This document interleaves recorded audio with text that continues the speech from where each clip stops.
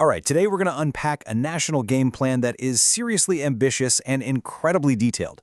We're diving deep into Sweden's official strategy and action plan for artificial intelligence. It's their blueprint for making sure they're a leader in this new digital age.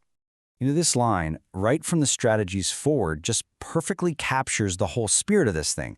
It's a really clear signal, right? For a country that's famous for innovation, the only path is to hit the gas, not the brakes. They see AI as this fundamental opportunity to build on.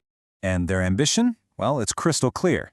The main goal is to get Sweden into the top 10 leading AI nations in the entire world. That is a bold target, and it shapes every single decision in this plan. It shows they get that in this global AI race, if you're standing still, you're already falling behind.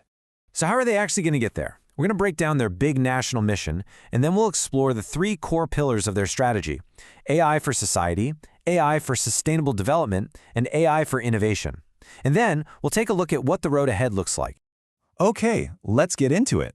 And I want to be clear, this is not just another dry government policy paper. They're framing this as a national mission. And that really speaks to Sweden's history, right?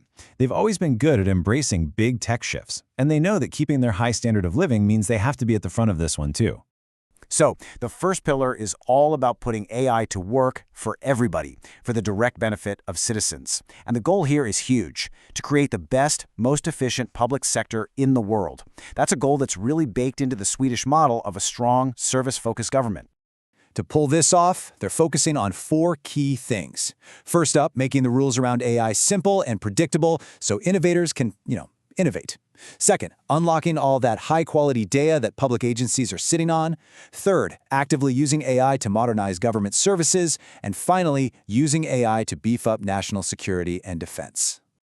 Okay, so that all sounds great, but how do you actually do it? Well, one of the most concrete steps is the creation of a national AI Werkstatt, which you can basically think of as a national competency hub. This AI workshop is designed to give all government bodies, from the big national agencies to small local towns, the secure tools and expert help they need to develop, test, and share AI solutions safely. It's all about speeding up adoption across the entire system. So what does this actually look like in the real world? Well, let's take healthcare, which is such a cornerstone of Swedish society. The plan is for AI to start handling all those time-sucking admin tasks, which would free up doctors and nurses to spend more quality time with their patients. But honestly, it goes way beyond that. And this is where it gets really powerful. AI can be used as this incredible diagnostic tool, helping radiologists and doctors analyze really complex medical scans way faster and with more accuracy. I mean, this could lead to spotting diseases earlier, creating better treatment plans, and literally saving lives. Okay, so improving services like healthcare is obviously a huge win, but the strategy is just as focused on how this powerful technology is developed. And that brings us to the second pillar: making sure AI is sustainable, responsible, and at its core, human-centric. This pillar is really about building guardrails for growth. So we're talking about designing AI systems that respect our privacy and democratic values, managing the massive energy footprint these technologies have, getting the workforce ready for the jobs of the future, and, this is super interesting, developing language models trained specifically on Swedish materials. Now, that last point is really fascinating. In a world with all these global AI giants, why would a country like Sweden focus on building its very own language models? Well, the thinking here is pretty smart. The strategy argues that models trained on Swedish data will just be better at understanding the country's unique culture and its complex laws. This doesn't just make public services better for Swedes, it also strengthens what they call digital sovereignty, which is a huge deal for smaller countries that don't want to be completely dependent on foreign tech. And this isn't just some nice idea on a piece of paper. The action plan is putting real money behind it, with funding for the National Library and National Archives to speed up digitizing their huge collections. This is how you create that rich, high-quality data set you need to train these future models. All right, let's get to the third and final pillar. And this one? This is the engine of economic growth. This is where the strategy gets focused on supercharging Sweden's tech sector to make sure the country, which is already known as a unicorn factory for startups, stays a global leader in innovation.